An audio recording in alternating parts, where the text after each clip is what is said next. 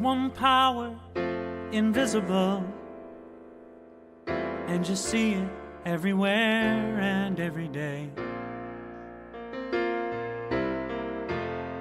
One power, indescribable, and you speak of it with every word you say. Mysterious until you know the truth. As simple as the love inside of you. Call it God, call it Spirit, call it Jesus, call it Lord, call it Buddha, Baha'u'llah, angels' wings or heaven's door. But whatever name you give it, it's all one power, can't you see?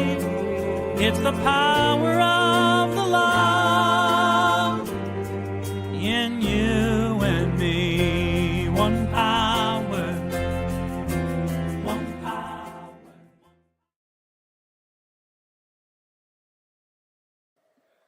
Good morning and welcome to the Center for Spiritual Living, Midtown, Atlanta. Such is the nature of life that all it asks and all it wants is the opportunity to appear. You are that opportunity, and so am I, and so it is. We know who you are. You are an individualized expression of the divine life in which we all live. We are life's opportunity to be someone unique and wonderful in this world. And you are welcome. We're glad you're here. And something really important that we would like is if you're liking this and getting spiritually fed, share this with your friends on social media. There we got lots of outlets. We're on YouTube. We're on Facebook. Those are the two platforms that the recordings are broadcast on. So take a look at that. Share that with your friends. We'd really appreciate it. And so for a little bit more about who we are, take a listen to our Declaration of Principles as written by our founder, Ernest Holmes.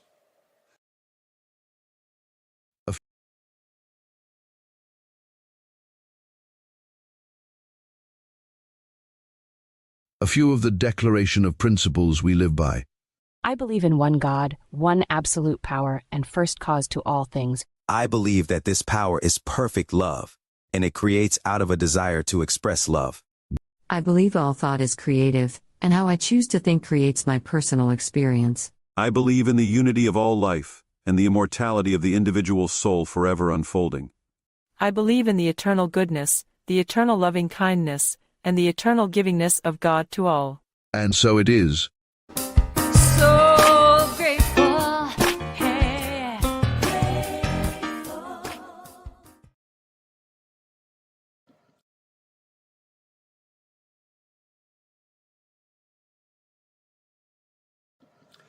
So a practitioner is someone who's demonstrated the ability to use spiritual principles in their own lives to bring about great changes in whatever they're working on in themselves. They've also demonstrated they know how to bring about changes in others' lives when asked. They're licensed by the Centers for Spiritual Living and are available to help you in whatever way you need help, spiritual guidance, and those areas where you're looking for assistance. You can contact them through our website, cslmidtown.org. There's a list of practitioners there, and you can reach out to them.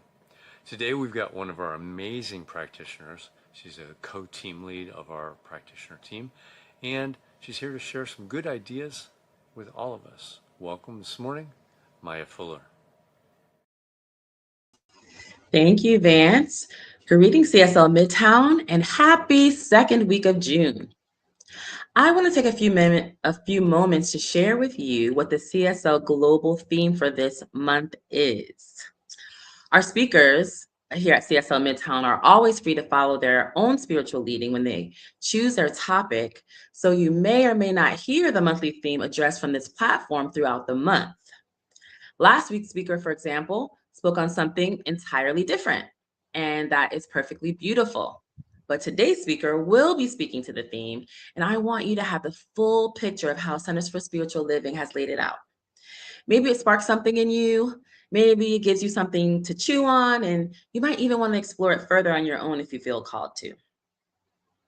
This month's theme is higher deeper love.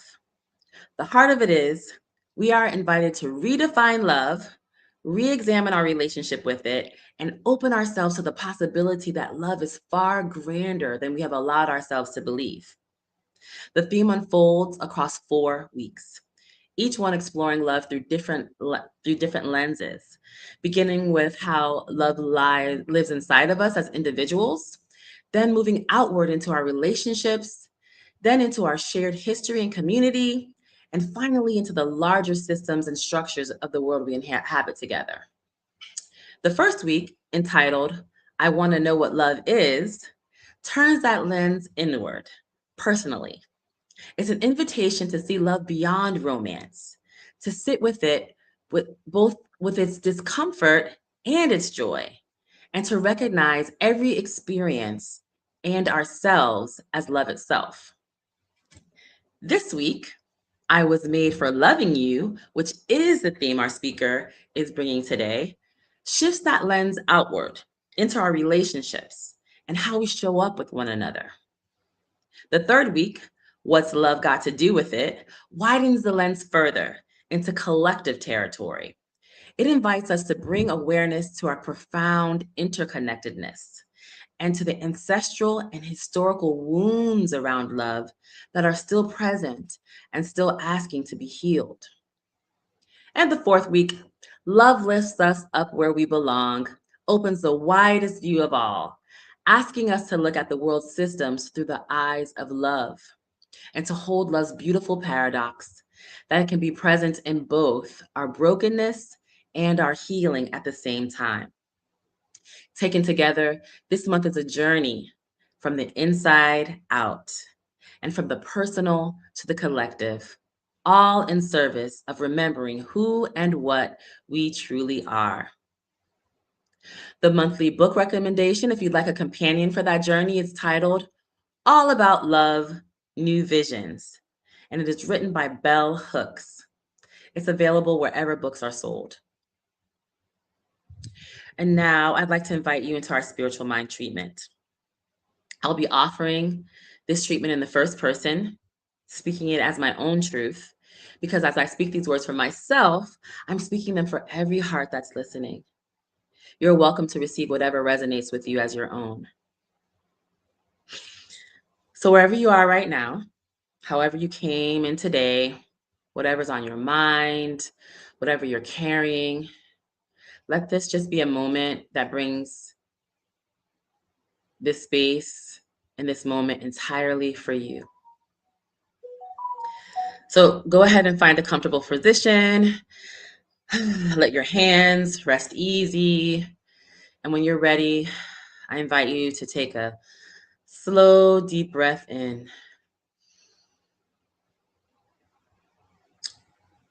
And let it go.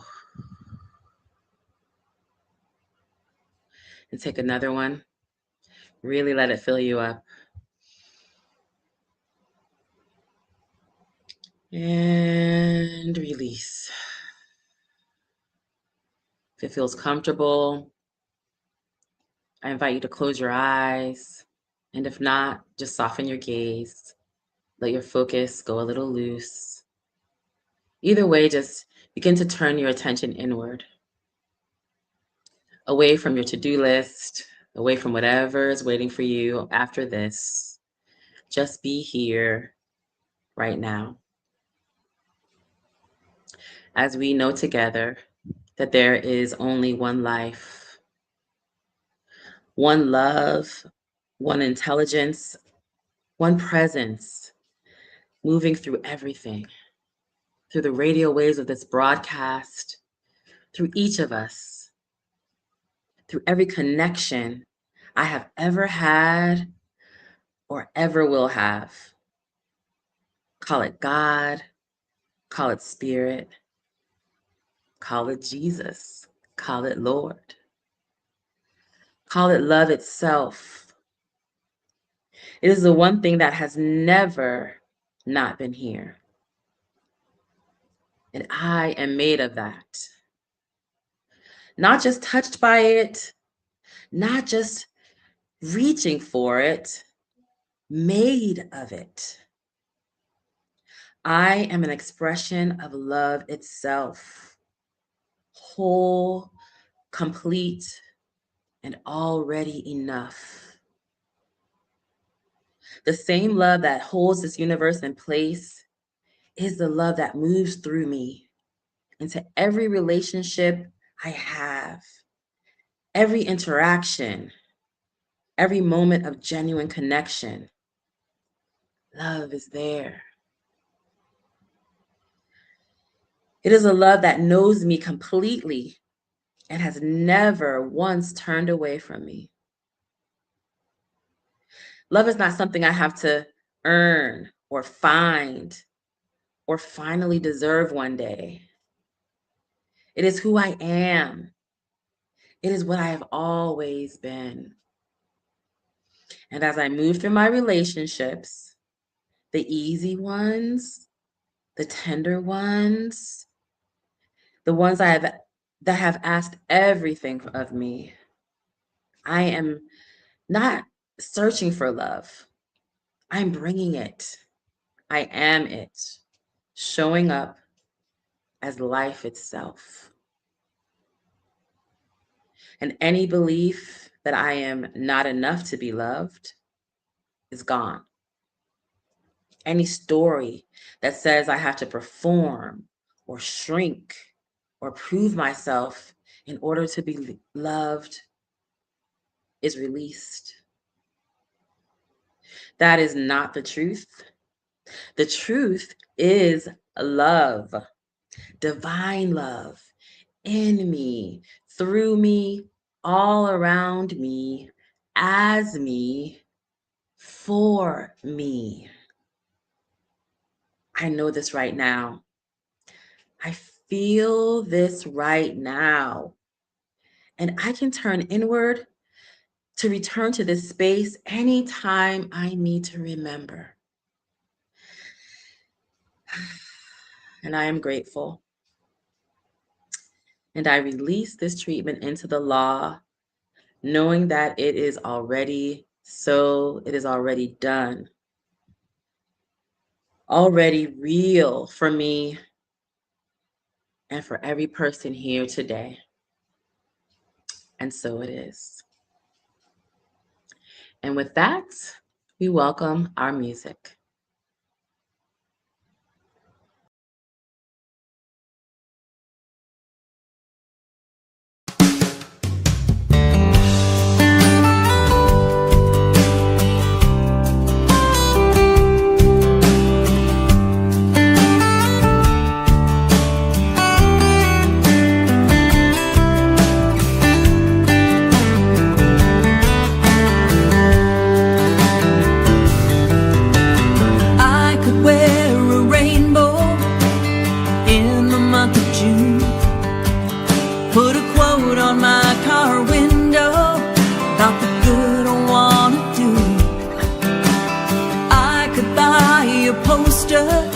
Praising everybody's worth.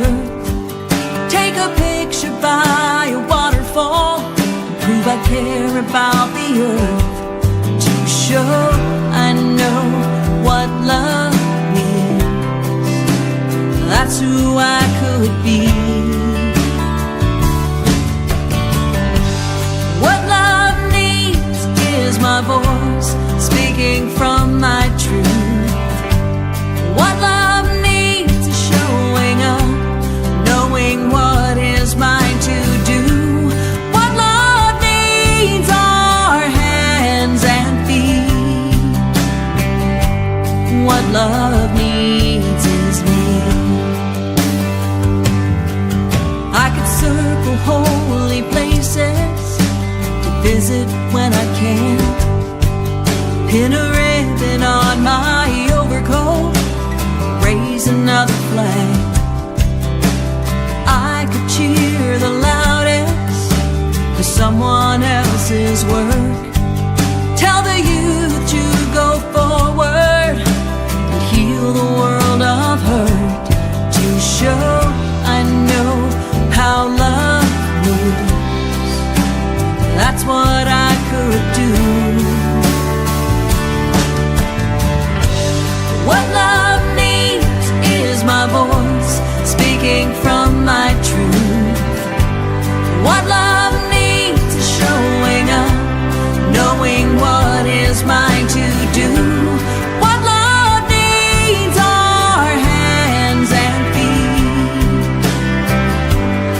What love needs is me. You'll never find a brighter light than the one shining as our lives. When one of us stands, we all rise. What love needs is my voice speaking from my truth. What love needs is showing up, knowing what is mine to do. What love needs are hands and feet. What love needs is, what love needs is, what love needs is me.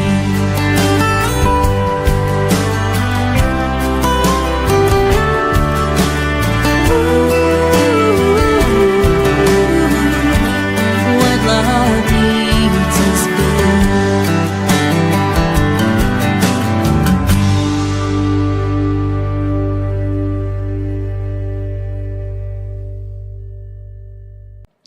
It's my pleasure to introduce our speaker this morning. Reverend Dr. Jerry Troyer is currently serving as the board president of the Affiliated New Thought Network, or ANTN, as a membership organization that of Unity, New Thought, CSL, and Divine Science centers, churches, and individuals.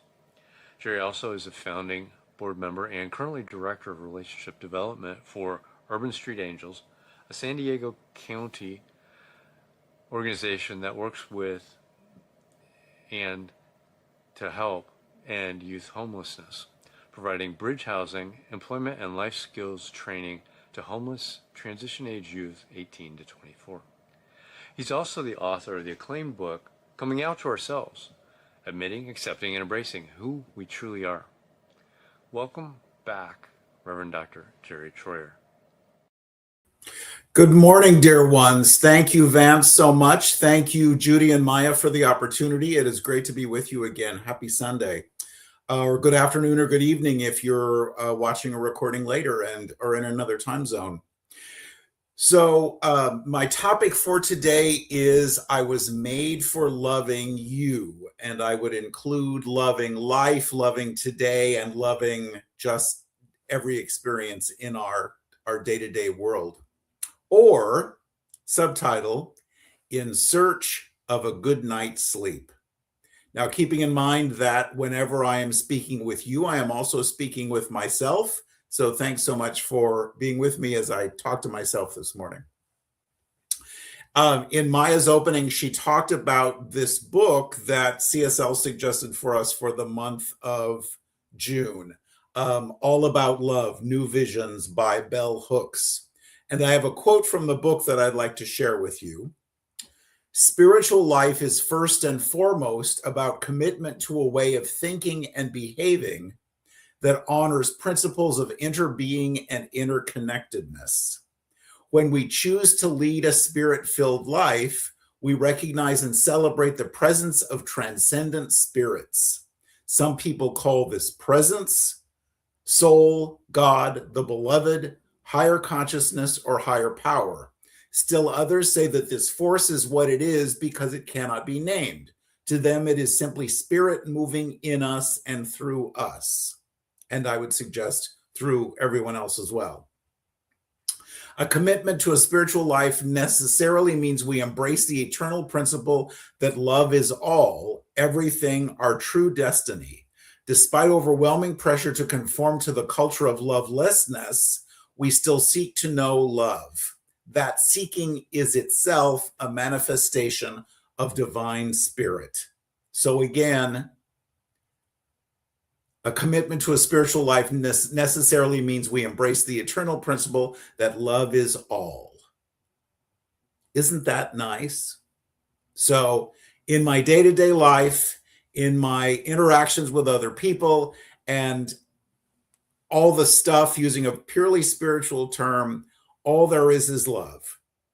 Isn't that great? And that's the truth.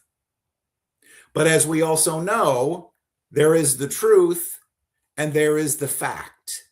And while the truth is everything we see as love, The truth is that Course in Miracles reminds us that everyone and everything leans toward us to bless us. The fact is, we may be saying, Spirit bless you, with our teeth clenched. And because of that, we may be experiencing less than a wonderful night's sleep. And I don't know about you, but to me, and I've said this before and I'll say it again, do anything you want to me during the day as long as I can get a good night's sleep.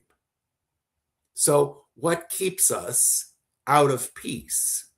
Course in Miracles said I could see peace instead of this. So what keeps me out of peace? What keeps me from having that good night's sleep?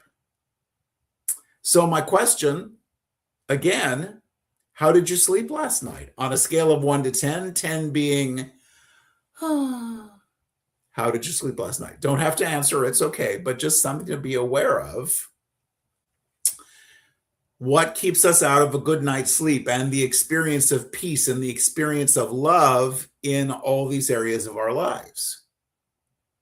Might be something that we did or that someone else did yesterday, last week, last month, 40 years ago. Might be a worry about some area of our lives that isn't going that as well as we would have chosen. Just a variety of things. But as we know, life is lived from the inside out. So if life is lived from the inside out, and it is, then what can I change about my belief about whatever this is, whoever this is, in order to experience that peace and that good night's sleep? Many of us go or buy or get or create something to make us feel better. It's a trip to, well, y'all are on the East Coast, so maybe y'all go to the Caribbean. On the West Coast, we tend to go to Hawaii. But wherever you go to a tropical island and it's wonderful, and maybe you have an adult beverage or you have a snack that's brought to you by somebody that's really cute, and the weather is glorious and there's a swimming pool and it's really wonderful. But probably, and unless you've won the Georgia State Lottery, you're probably going to have to get on a plane and go home at some point.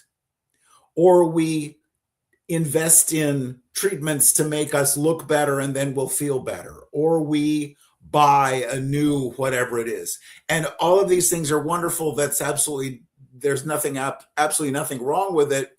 But the point is, wherever we go, there we are. A wise person, not me, once said that. And so we're bringing whatever that's keeping us out of peace with us to that change. But unless and until we change what's inside, we will still not experience that peace.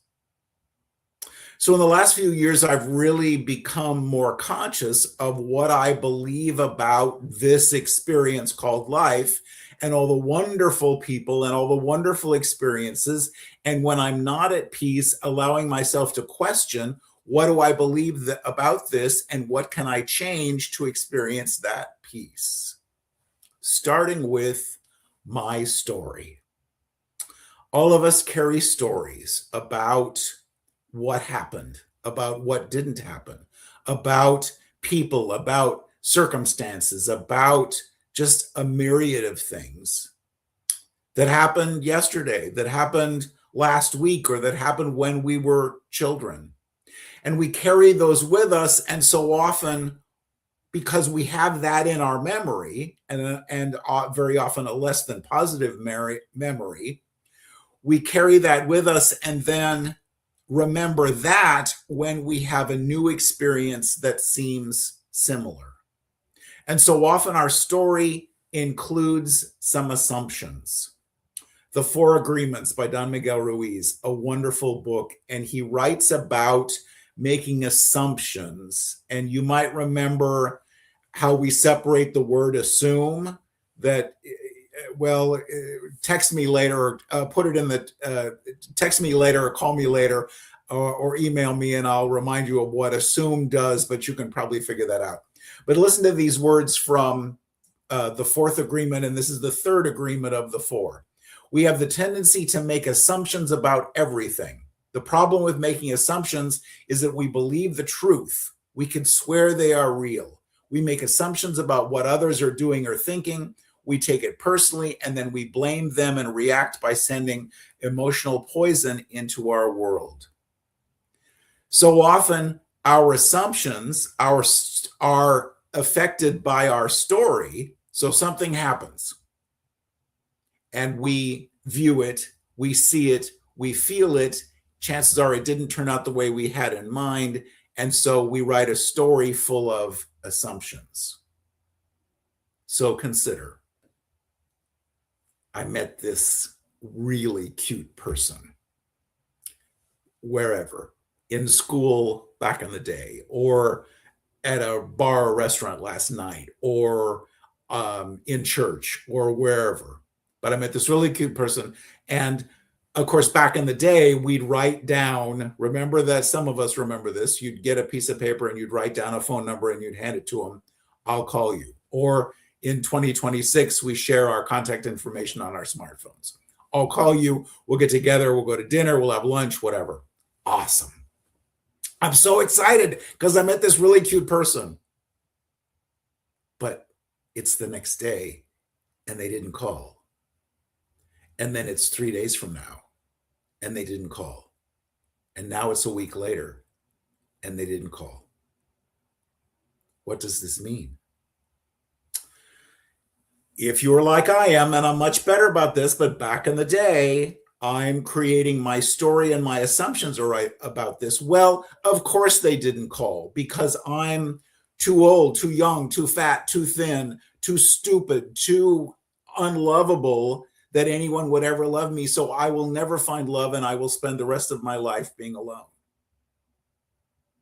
And because we make those assumptions and create this story, later on, we might be settling for what's not the best for us in new relationships, in new jobs, in new circumstances in our lives, settling for our okay, good, when life has amazing good for us, but we don't believe we deserve it because they, and you get to fill in the blank. When in reality, the reason that they didn't call was because they lost our number, or because they got busy and forgot, or the reason that they didn't call is because they didn't call. It's always because we never know why people do what they do. We never know about their circumstances. It's up to us to decide what the story was, ideally releasing the judgment and recognize that if that didn't work out, there's something better for me. So there is my story, and then there are my rules. I have rules. And if people in my life would just do what King Jerry wants them to do, my life would certainly be so much better, and so would theirs. And I bet that's been your experience as well. I have a rule about being on time. And if you're with us live this morning and didn't arrive at 11 a.m. Eastern time, please know that I'm not talking to you. This is just a general situation, but go with me on this. So I have a thing about being on time, and in honor of Father's Day, which is next Sunday, this was my father's rule, and he always taught me when you're going to meet somebody, whether it's a business situation or whatever, get there 15, 20 minutes early. You can park in the back of the back parking lot. You can listen to the radio back in the day or your Sirius XM or whatever you're listening to today. But listen to the radio, hang out, because if you're late, that means you are immature. You don't value the other person's time. You are irresponsible and all of those other things that I so never wanted to be. So granted, I've spent a good amount of time in the airport waiting for a plane, but I need to be there an hour plus early just in case. Again, there is no judgment if this is not your experience, but please know this is just mine. It's one of my rules. Many of you know my story that my first husband made his transition 8 years ago, and he was on time-ish. So flight is at 8 o'clock, need to be there at 7 o'clock. We're there at 7 a.m.-ish. Never missed a flight, but come on, we got to go in a minute, dear. So he was there, but it was ish. What I absolutely know is that the universe has a sense of humor because my new love has no such rules. And so one of the first times we got together, he was going to come to my house and he'll be there at 8 o'clock. And it's 8 o'clock and he's not there. And it's 8:15 and he's not there. So we passed the ish and he's just late. And then it's 8:30 and then it's 8:45 and he finally showed up. And my ego, remember Wayne Dyer says that ego stands for edging God out. My ego says, well, he doesn't love you. He doesn't respect you. He is irresponsible and all of those other things that, again, going back to the assumptions because of we're judging by appearances. And the truth is he runs half an hour to 45 minutes late because he does. So what's my story? That's how he is. And I could see peace instead of this. Now, if it's a problem, if it's an issue, if I can't get past this, there's the opportunity to have the conversation or just allow. As we express and experience love for ourselves and others, we get to decide. We get to pick our battles, as it were, and decide, is this really worth fighting about? Or can I adjust accordingly and release the judgment, release the assumptions, and just allow? We might have a rule about, for those of us who did traditional marriage back in the day, we might have said until death do us part. So what happened if nobody died and the relationship changed and we're not together anymore? Do we still carry the guilt and the shame and the I should have and I could have and all the rest of that and I shouldn't have?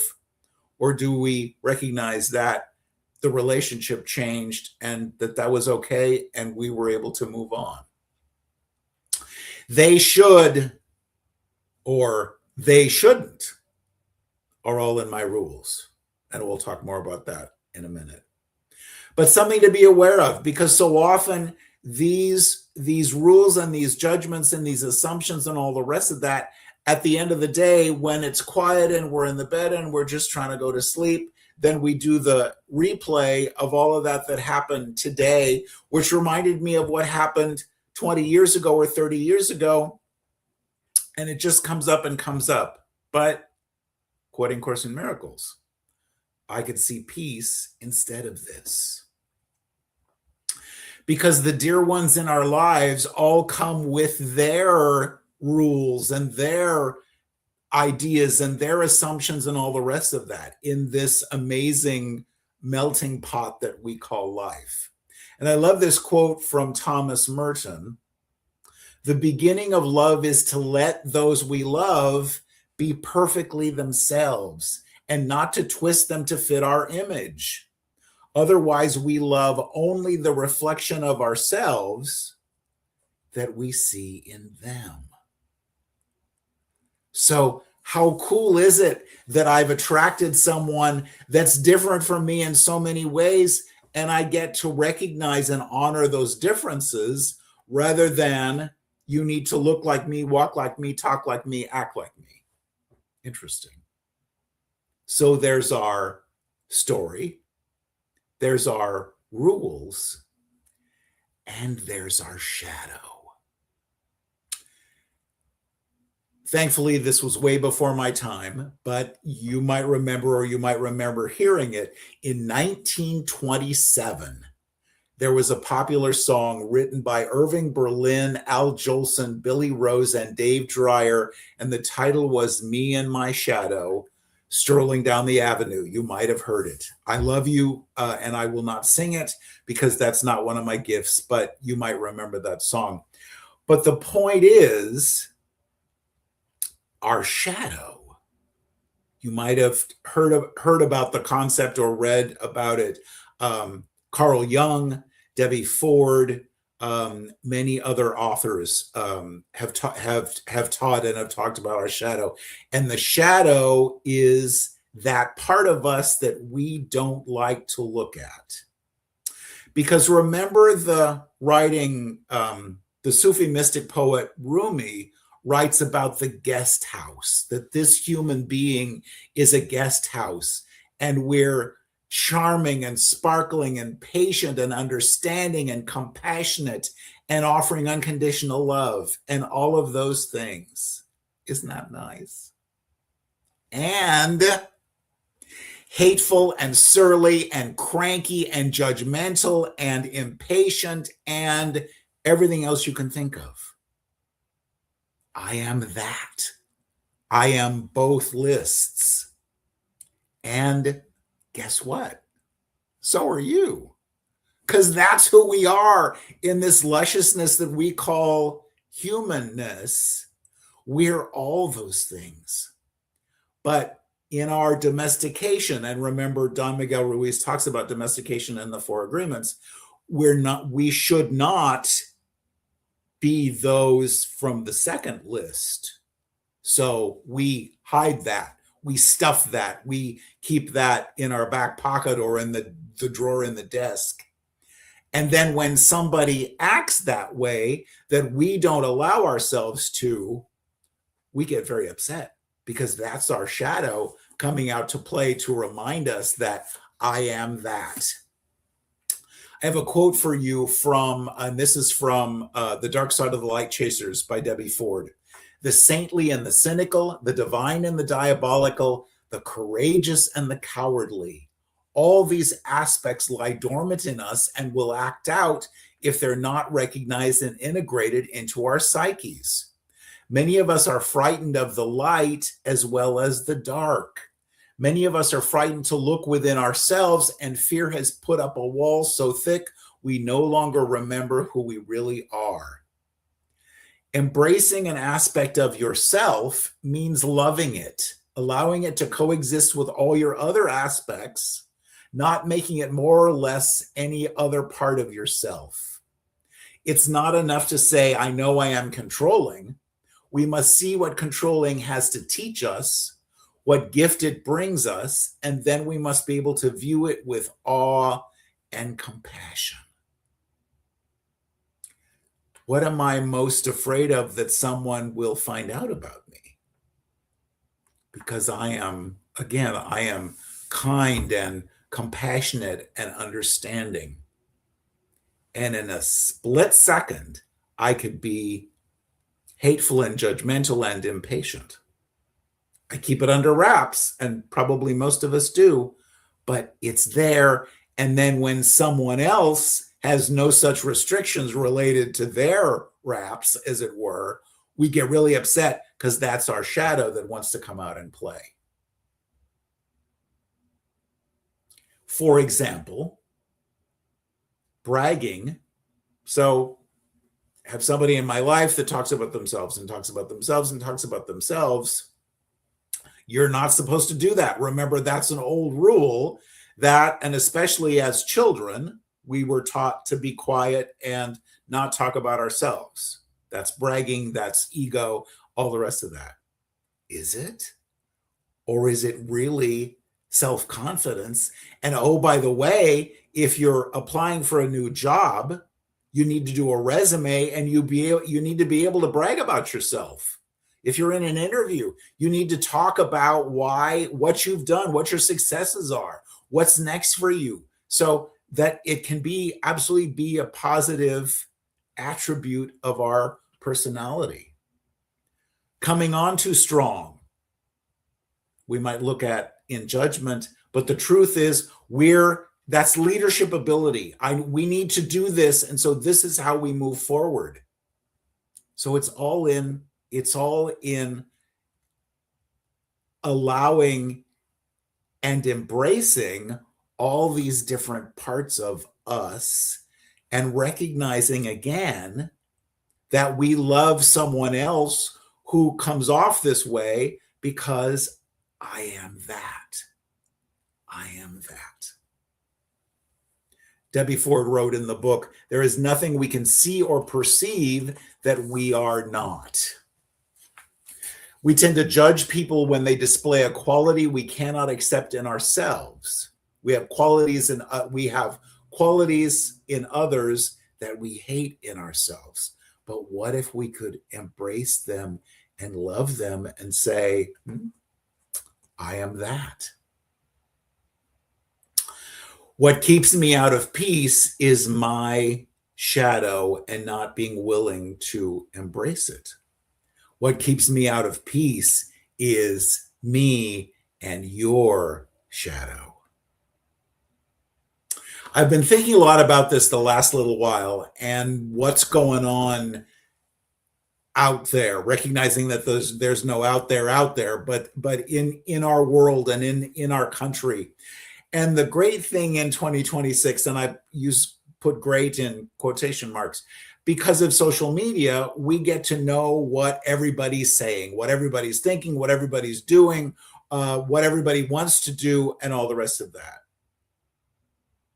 And I don't know about you, but my shadow is just doing somersaults and cartwheels because they shouldn't be saying that. They shouldn't even be thinking that, but they certainly shouldn't be saying that and saying that in the national media and saying that to the world and allowing people to see all this nonsense.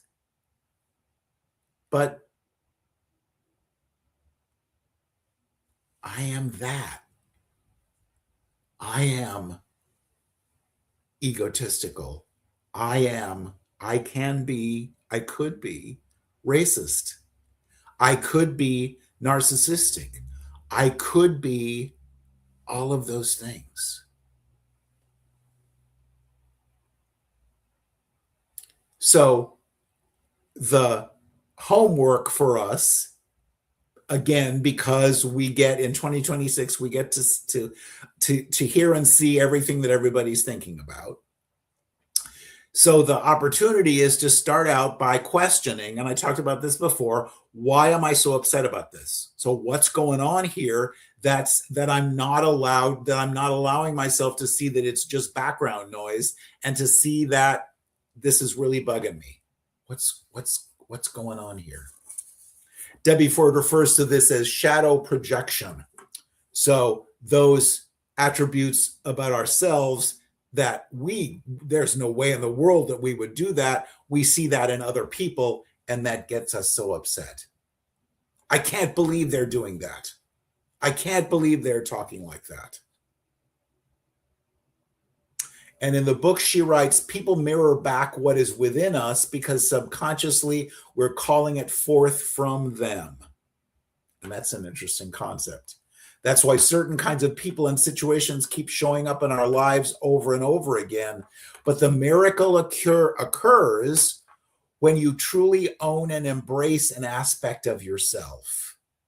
At that point, the person who is serving as your mirror will either stop acting out the behavior, or you'll be able to choose not to have this person in your life. So what do we focus on? What do we pay attention to? What's keeping us from having this inner peace and a good night's sleep? Because again, I could be greedy, a liar, a narcissist, racist, immature, childish, all of these things. I am that. And so are all of us. So experiencing this love in our lives, there is the opportunity to see, why am I not at peace? What story could I change? What assumption could I release? What part of my shadow could I embrace to recognize I am that? I consciously choose not to be that, but I am that. So, some thoughts for moving forward and in search of a good night's sleep. offer ourselves grace as we begin to be willing to look at what's going on here, to be more aware of our assumptions and our stories. And when we have that memory of what happened last week or whatever, or something doesn't happen as we would have preferred, what's my story about it? What's my assumptions about it? Is it really true? Or could I change it into a thought? Abraham talks about looking for a thought that feels better. So is there a way to change that story? Be more consciously aware of when our shadow shows up. And allow ourselves to just observe. That's interesting. Why am I getting so upset about that? Be willing, keeping in mind that willing is not an action word, but to be willing to ask, seek, and knock. Remember, Jesus talked about that in the Sermon on the Mount. Ask, seek, and knock. Why is this bothering me? Ask Spirit, why is this bothering me? And how can I change this into a story that feels better? Because if everyone and everything leans toward me to bless me, as Course in Miracles says, where is the blessing? How can I find it? How can I take this into my heart and express and experience love, recognizing that there is always the blessing? So wonderful to be with you. Thank you so much. Namaste.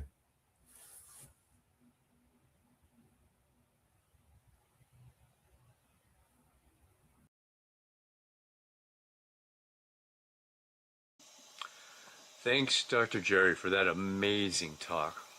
So now it's time for our New Minister Sacred Covenant Easy Prayer. This is the abbreviated version. You can get the full version online at cslmidtown.org. So read this with me. There's only one life. This life is God, and I am one with it.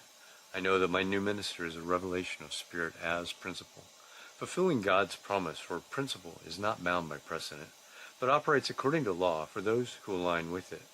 Together with my community, I see my new minister as inspiring spiritual oneness through wisdom, love, and authenticity. One that is awakened to inner wisdom, communicates universal truth, and serves as a conduit of divine love, wisdom, and healing energy. One that recognizes the inherent wholeness within all beings and offers teachings grounded in spiritual principles to cultivate inner transformation. One that extends love, compassion, and Spirit's transformative power into the wider community, fostering connections that heal and uplift individuals on their unique journeys. As I accept the highest expression of a new minister into my life, I know that they will be revealed in a way that expresses Spirit and serves the highest good of all touched by their presence. I am grateful, for God is good, and so it is. And now it's time for our conscious giving. If you're spiritually fed by the talks and everything you get here, we would appreciate you donating. I know lots of you already do, but if you're not already, please consider doing that. We're here, we're providing an awesome service, and hopefully you're getting spiritually fed. So if you would, with me, read our affirmation of prosperity. You can donate at cslmidtown.org/donate or scan the QR code on the screen. I live in a universe of abundance. As I freely and joyfully give, I join in the divine flow, and all that I share with life returns to me multiplied abundantly, and so it is. And so we got a couple of announcements. I'd like to thank Maya for being our practitioner today, and next Sunday, the 21st, we've got What's Love Got to Do with It by Miss Narissa Street. And if you like what we've got and you want to dive a little bit deeper, there's an adult study group that meets at 10 a.m. on Sundays on our Zoom channel.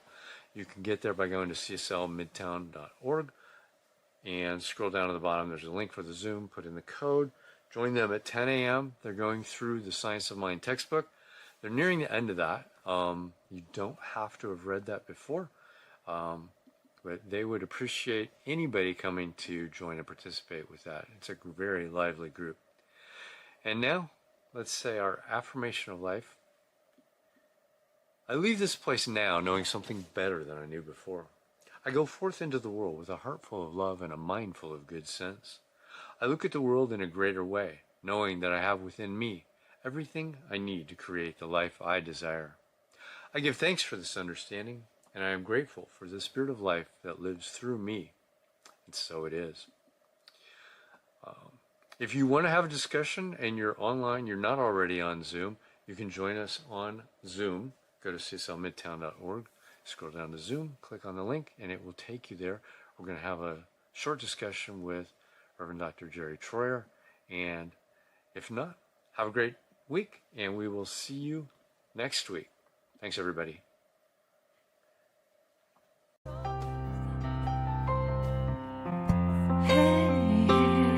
I'm so grateful.